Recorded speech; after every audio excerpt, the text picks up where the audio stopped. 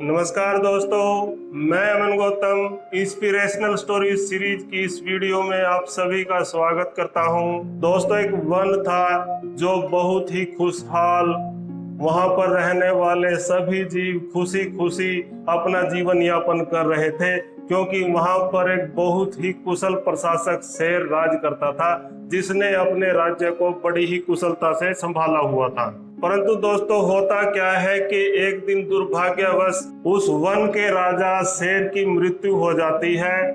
शेर की मृत्यु के कुछ दिनों तक तो सारा काम लगभग ठीक ठाक सा चलता है, मगर क्योंकि वन का कोई मुखिया न होने के कारण किसी के मन में किसी प्रकार का कोई डर भय नहीं रहा। सब अपनी मन मर्जी करने लगे। चारों तरफ वन में मारकाट मच गई, गंदगी फैल गई। उस वन का माहौल ऐसा हो गया कि वहां रहने वाले जीवों के लिए सांस लेना भी दुभर हो गया। इसी चिंता से परेशान एक दिन वन के सभी प्राणी एक जगह पर इकट्ठे हुए और वन के हालात पर चिंता करते हुए बोले कि जब तक शेर जीवित था तो उसने इस वन को बहुत सुचारू रूप से संभाला हुआ था, किसी को कोई परेशानी नहीं थी। सब अपना काम जिम्मेवारी से कुशलता पूर्वक और समय पर कर रहे थे। मगर अब हालात ऐसे हैं कि सभी लापरवाह और खुदगर्ज हो गए हैं, जिसके कारण वन में बहुत अफरा तफरी मची हुई है। अगर यही हालात कुछ दिन और चलते रहे तो एक दिन ये पूरा वन नष्ट हो जाएगा, हम सब बेघर हो जाएंगे और मारे जाएंगे। इस पर वहां मौजूद एक भालू बोला कि इसके लिए क्यों न हम अपने में से कोई राजा चुन ले जो इस सारी व्यवस्था को अच्छे से संभाल सके और वही पुराने खुशहाल दिन इस वन के लौटा सके। सभी ने भालू की बात से सहमति जताई, पर यहाँ समस्या एक दूसरी उत्पन्न हुई कि वहां मौजूद कोई भी जीव, कोई भी प्राणी अपने आप को दूसरे से कमतर नहीं आंकता था। सभी चाहते थे कि राजा मैं बनूं, इसलिए राजा का निर्णय कर पाना बहुत मुश्किल हो गया। इस स्थिति को भांपते हुए वहां मौजूद खरगोश ने सलाह दी कि क्यों न हम ऐसा करें कि एक सप्ताह तक यहाँ मौजूद सभी को उनकी योग्यता के अनुसार अलग अलग काम दे दिया जाए। सप्ताह बाद सबका काम का निरीक्षण किया जाएगा। जिसने भी अपना काम बड़ी कुशलता पूर्वक और साफ सफाई से किया होगा उसको हम सब राजा चुन लेंगे। इस बात पर सभी ने सहमति जताई। सभी को उनकी योग्यताओं के अनुसार काम दे दिए गए, जैसे लोमड़ी को मिट्टी हटाने का, बंदर को पेड़ों से जाले साफ करने का, हाथी को जंगल में से पत्थर चुगकर एक गड्ढे में डालने का और खरगोश को जंगल से घास साफ करने का।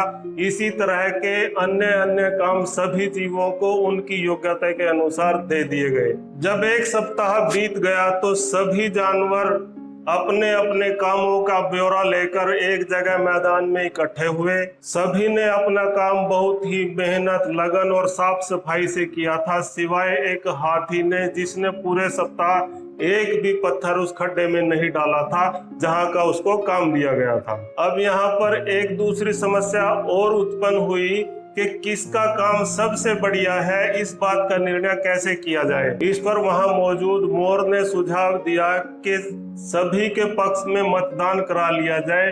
जिसके पक्ष में मतदान सबसे ज्यादा होंगे उसको राजा चुन लिया जाएगा। मोर की इस बात पर सभी ने सहमति जताई और अगले दिन चुनाव का समय रख लिया गया। नियत समय पर मतदान हुए।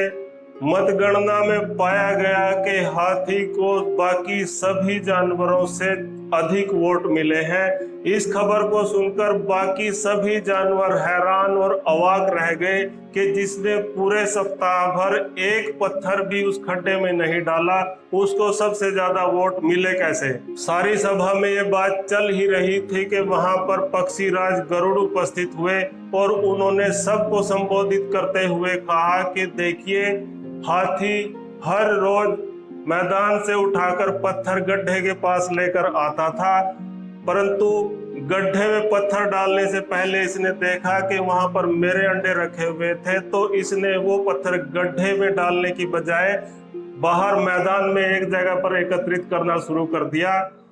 ये काम हर रोज चलता रहा। हाथी रोज पत्थर लेकर गड्ढे के पास आता, पर उस पत्थर को मेरे अंडों के ऊपर न गिराकर पास के मैदान में ही एकत्रित करता रहा।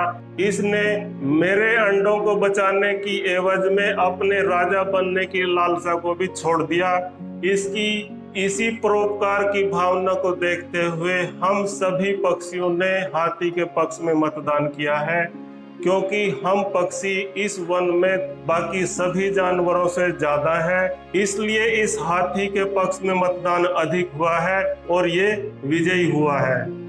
दोस्तों, इस कहानी का सारांश ये है कि कोई हमारा दिल से सम्मान करे या हम उसके दिल में स्थान पाए, वो सच्चे हृदय से हमारा आदर करे, तो हमें दूसरों की भलाई और परोपकार को ही सर्वोच्च प्राथमिकता देनी होगी। तभी हम सच्चे शासक और अपने आप को एक इंसान कहने लायक बना सकते हैं। दोस्तों, मुझे उम्मीद है कि ये कहानी आपको जरूर पसंद आई होगी। एक बार अपनी राय कमेंट बॉक्स में लिखकर मुझे जरूर बताइएगा। इसी तरह की कहानियां देखने सुनने के लिए मेरे चैनल को सब्सक्राइब कर लीजिएगा। मिलते हैं इसी तरह की दिलचस्प कहानी के साथ आने वाली वीडियो में। तब तक के लिए मुझे इजाजत दीजिए। नमस्कार, जय हिंद।